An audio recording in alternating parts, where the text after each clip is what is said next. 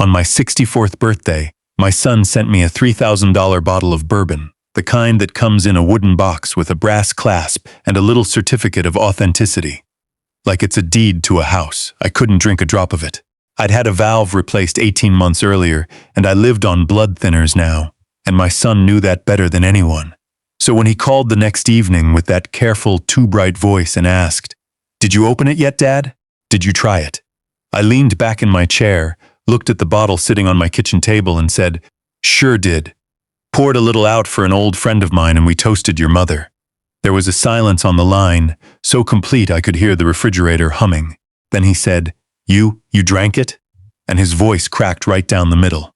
24 hours after that, my whole life turned into something I never saw coming. Hey, before I get into it, thank you for being here. If you're new, do me a favor and hit subscribe and ring that bell, and let me know down in the comments where in the country you're listening from tonight. I always read them. And just so we're clear, this is a story. The names, the town, the people. I've changed them, shaped them, built some of it from memory and some of it from imagination. But the truth underneath it is real, and I think by the end you'll feel it the way I did. Let me back up. I'd been awake since 5, the way I always was. 40 years of shift work and lab hours does that to a man. You stop needing an alarm, your body just knocks on the door of morning and won't let you sleep past it. I made my coffee, the same chipped blue mug my wife bought me at a roadside stand in Maine the summer before she got sick. She's been gone 6 years now. Cancer took her slow, which is a cruel way to lose somebody, because you get to watch the whole thing happen. I still set out 2 mugs sometimes without thinking. Old habits. I spent my career in a state forensic lab up in Vermont. Toxicology, mostly. 31 years of looking at what's inside people who didn't get to tell their own story. The blood, the tissue, the trace amounts of things that shouldn't be there. I testified in maybe 200 trials. I knew the difference between an accident and a murder by the numbers on a printout. I could tell you how much of a thing it took to stop a heart and how long it'd take and what it'd look like on the slab afterward. It's not pleasant work. It changes the way you see the world. You start noticing how thin the line is between a long life and a short one, and how often that line is somebody's choice. My son grew up in that house in Hartsboro. He was a good boy once. I have a photograph of him at 9, gap-toothed, holding up a brook trout he caught off the dam at Pell Brook, looking at me like I'd hung the moon. I keep that picture in my wallet still. I look at it more than I should. He left town for the 3rd time 3 years ago, and that time he didn't come back. There'd been money trouble. There was always money trouble with him. A restaurant that folded, a consulting thing that never had any clients, a truck dealership where he was a partner until he wasn't. Every time it cratered, he'd call me asking for help, and every time I'd help, and every time it'd vanish into the same hole. His wife stopped speaking to me somewhere along the way. I think she blamed me for not giving enough, or for giving it all and keeping him a child. Maybe both. The last real conversation I had with my son ended with him telling me I'd never believed in him, and me telling him I'd believed in him so hard for so long that I'd nearly gone broke doing it. He hung up. 3 years of silence after that. Not a call, not a card, not even when his mother's anniversary came around. The only thread I had left to that family was my granddaughter. She's 11 now, and she's the brightest little thing. Too smart for her own good sometimes. Her mother let her keep a tablet, and once or twice a month, late, when nobody was watching her too close, she'd video call me. We'd talk about her school, her friends, the cat she fed in the alley behind their apartment in Burlington. I lived for those calls more than I'd ever admit to a living soul.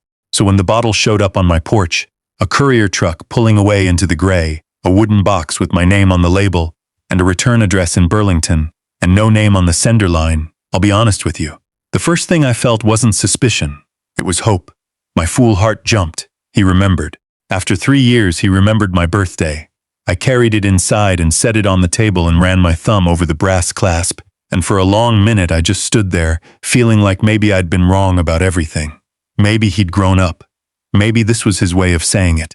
Then I opened the box, and the old part of my brain woke up. Because here's the thing my son apparently forgot, or maybe never really knew about his own father.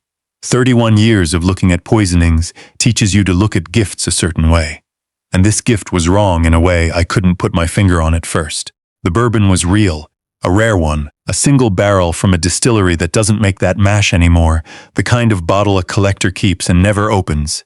but the foil seal at the neck had a hairline crease in it, the kind you get when something's been steamed loose and pressed back down. Not torn. Pressed. Careful work. The kind of work somebody does when they're sober and patient and have all night. And a son who hasn't called his diabetic-thinned father in 3 years, who knows that father can't drink a drop of alcohol with the medication he's on, sends him a bottle of bourbon. Not flowers. Not a card. Not a phone call. A bottle of liquor I physically cannot consume without risking a bleed or worse. Unless the point was never that I'd drink it casually. Unless the point was that I'd be so touched, so desperate for one sip of contact from my boy, that I'd pour myself a small one anyway. Just one. For old times. For your mother. And whatever was in that bottle would meet whatever was in my blood, and an old man with a bad heart would be found cold in his chair the next morning. And nobody would think twice. Heart patient, drank some bourbon he shouldn't have, slipped away in his sleep. Sad. But you know how those things go. I stood in my kitchen and I felt the hope drain out of me like water out of a cracked glass. I didn't pour it down the sink. That was the first instinct, and I killed it fast. You don't destroy evidence. 31 years taught me that too. Instead, I went down to the basement, to the old workbench where I keep the things a retired lab man can't bring himself to throw out. Pipettes, vials, a couple of reagent kits I'd squirreled away over the years. The tools of a trade you don't fully leave behind.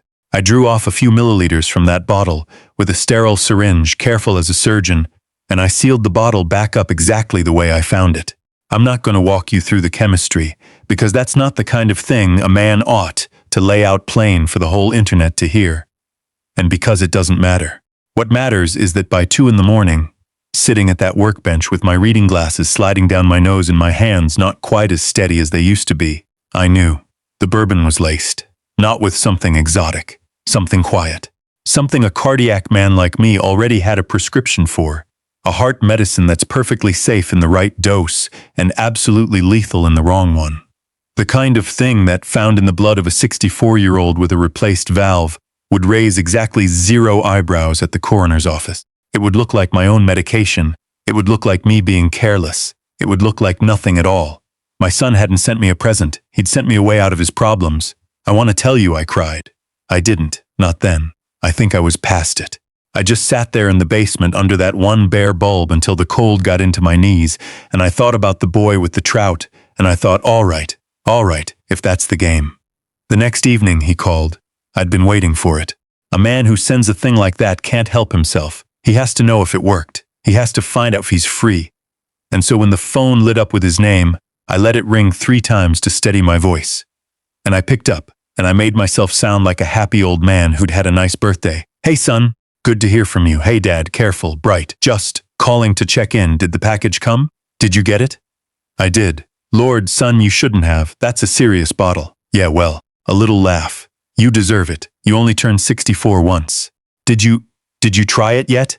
And here's where I'll admit I did something I'm not entirely proud of, except that I am, because it was the only card I had left to play.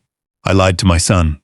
I told you at the start what I said, and I'll tell you again, because I want you to hear it the way he heard it. I said sure did. Couldn't resist. Poured a little out, just a finger, and a buddy of mine came by, and we sat on the porch and toasted your mother. Real smooth stuff. He took the rest home with him even, said he'd never tasted anything like it. The silence that came back at me was a living thing. I could feel him on the other end of that line doing the math, and the math wasn't adding up the way he needed it to, because if I'd had a drink of that bottle I should have been on the floor by now, not chatting on the phone about my dead wife. You drank it, he said, flat, the brightness gone out of his voice all at once like a light switched off. Little bit. Why, you look like you've seen a ghost and I can't even see you. I kept my tone easy. Son, you there? Who'd you give the rest to? Sharper now. Scared. Dad, who has the bottle? Some old work friend of mine. Why's it matter? You worried he won't appreciate it? I let that sit a beat. Or are you worried about something else? And my son, God forgive him and God forgive me for what I felt hearing it. My son screamed into the phone, Dad, what did you do? Then the line went dead. I set the phone down on the table next to the bottle. My hand was shaking, but not from fear. I'd been a witness to a lot of guilt in my life, sat across courtrooms from a lot of men in the worst moment of their lives. I knew the sound of it, and I'd just heard it come out of my own son's mouth, clear as a church bell. He wasn't afraid I'd been poisoned. He was afraid the wrong person had been. He was afraid there was a bottle of evidence out there in a stranger's house with his fingerprints on the inside of the seal. That was the moment hope died for good. What was left after it was something colder and steadier, and I leaned into it because it was the only thing that was going to keep me alive. I didn't call the police that night. I want to explain why, because I know some of you are already yelling at your screens. You're a man with a bad son and a poisoned bottle. Why not just call the cops? Because I'd spent 31 years on the inside of how those cases get built, that's why. I knew exactly how it would look from the outside. Estranged son sends father a gift. Father claims the gift is poisoned. Father is a forensic toxicologist who conveniently tested it himself in his own basement with no chain of custody, no second set of eyes, nothing a defense attorney couldn't tear to ribbons in 10 minutes. And father, by the way, has a paid-off house and a pension and a sizable savings account, and a son who'd been cut off and was bitter about it. You see how fast the story flips? You see how easy it'd be for some young detective to look at me and think, here's an old man who hated his boy and cooked up a frame. I'd watch juries believe stranger things. If I was going to do this, I had to do it the way I'd built 200 cases. Clean, documented, airtight. I had to know the why before I handed anybody the what. So the first thing I did was call my lawyer.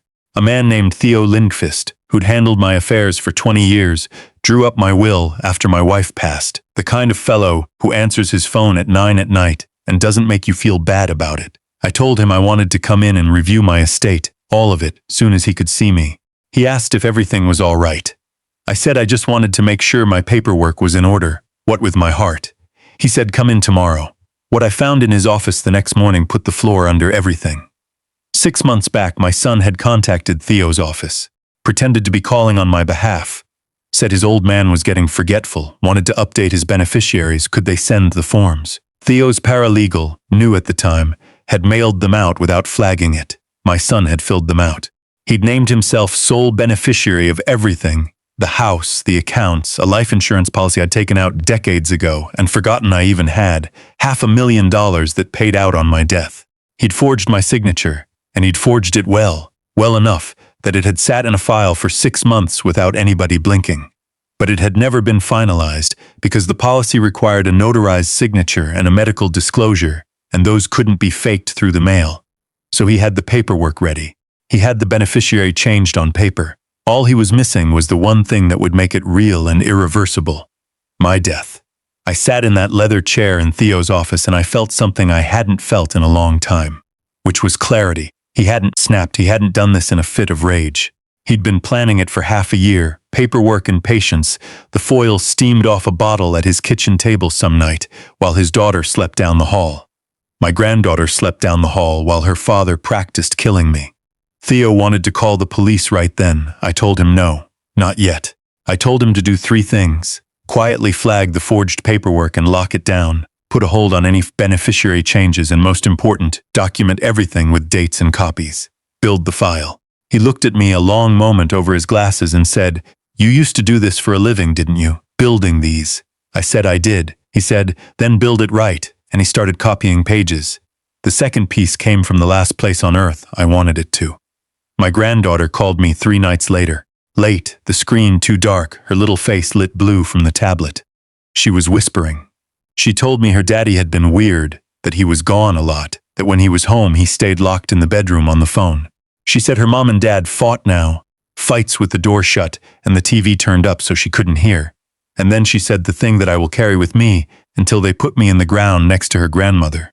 She said, "Grandpa, can I tell you a secret?" Daddy said not to.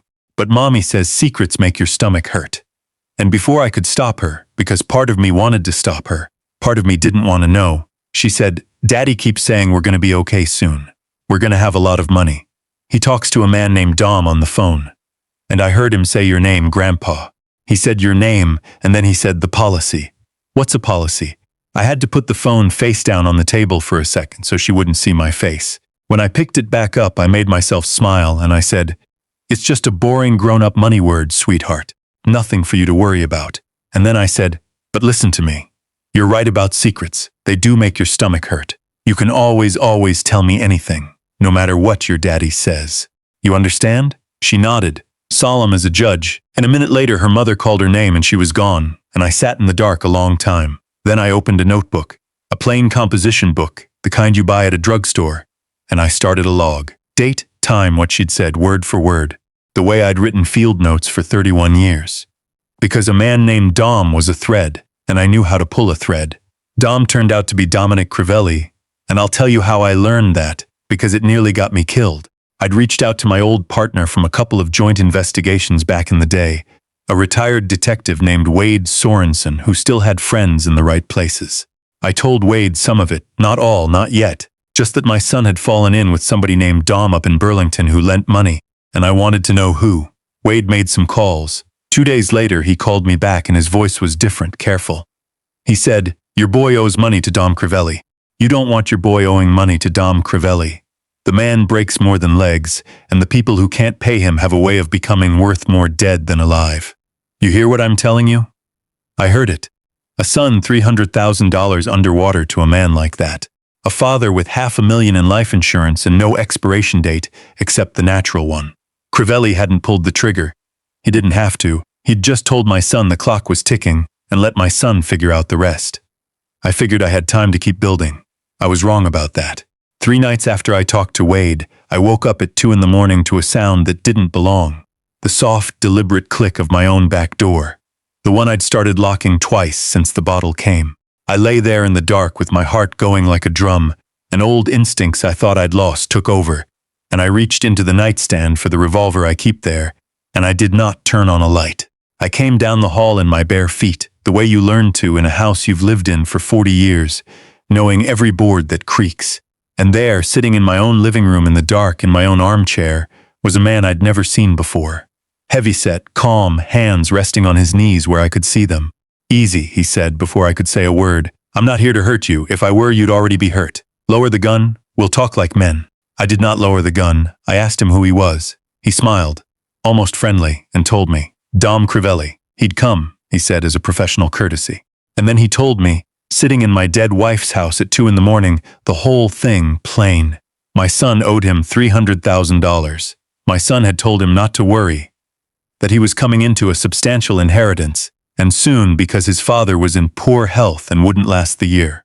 Crivelli had extended the deadline on the strength of that promise, but it had been months now, and the old man wasn't dying on schedule, and Crivelli was a businessman, and he didn't like his investments depending on a healthy man's heart giving out on its own. "So I came to take a look at the collateral," he said, and he looked me up and down, an old man in pajamas pointing a shaking gun at him. "And I gotta say, you don't look like a man with one foot in the grave. You look like a man who's gonna live another 20 years out of spite." He stood up, slow, hands open. "Your kid's a liar and a coward, and he's into me deep, and that's his problem, and now it's yours. I'm gonna give you the same courtesy I'd give anybody. Settle his debt, and I never darken your door again. Don't, and your son's gonna do something stupid, and I think we both already know he's tried." He walked to my back door, and he paused, and he said the thing that turned my blood to ice water. "Nice bourbon, by the way." He told me about the bourbon. Said it'd take care of everything. And then he was gone into the dark. I stood in my living room and I did not lower the gun for a long, long time. Here's what that visit gave me, though, once my hands stopped shaking. A witness. Not a friendly one. A man like Crivelli would never stand up in a courtroom willingly. But a thread that connected my son to the debt to the motive to the bottle. And Crivelli, in his arrogance, had said the word out loud. The bourbon. He knew about the bourbon. That meant my son had told him about it. That meant somewhere, a text, a call, a recorded jail line later, an informant, there'd be a trail. The next morning I called Wade Sorensen and I told him everything. All of it. The bottle, the basement test, the forged beneficiary forms in Theo's office, the notebook full of my granddaughter's whispers, Crivelli in my chair. And Wade, God bless him, didn't tell me I was crazy. He said, "Okay, now we do it right." And he made a call to a detective he trusted. A sharp young woman named Reyes, who worked the kind of cases that needed somebody patient.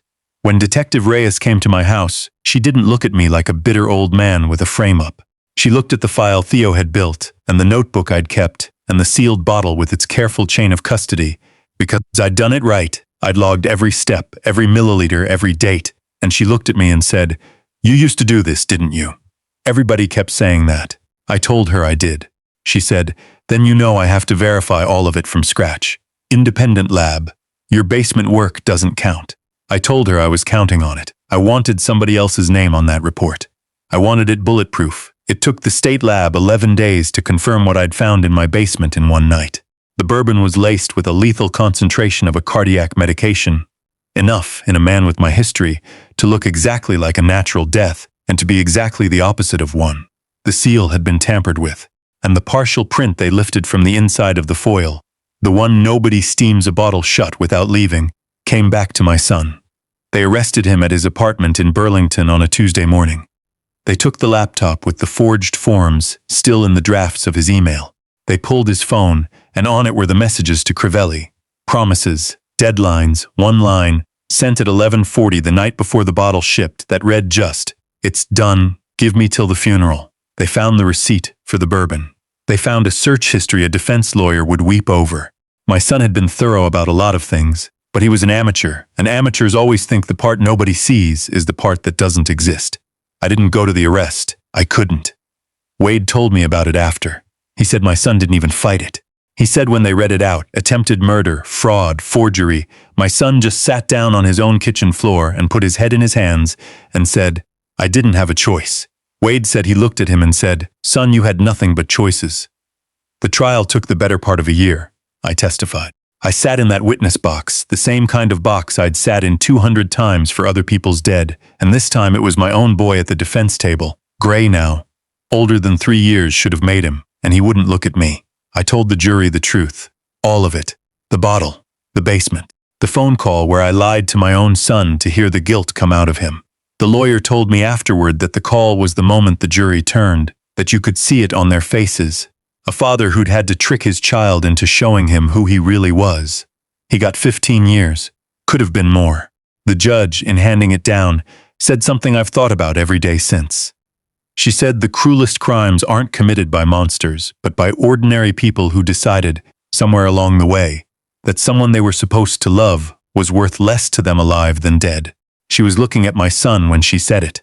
I was looking at the floor. His wife filed for divorce before the verdict even came in. And here's the part that I hold on to, the part that lets me sleep some nights. The court gave me my granddaughter. Not full custody. Her mother's got her on weekdays, and her mother's not a bad woman. Just one who married the wrong man and stayed too long. But that little girl spends every other weekend with me now, in the house where her father caught his first trout. And she feeds a stray cat I've let tup residence on the back porch. And she's 11. And she doesn't know the whole of it, and she won't until she's old enough to carry it. What she knows is that her grandfather loves her, and that secrets make your stomach hurt, and that she did the right thing even when it was hard. I made sure she knows that last part. I'll spend whatever years I've got left making sure she knows it. I visit my son. I want you to know that.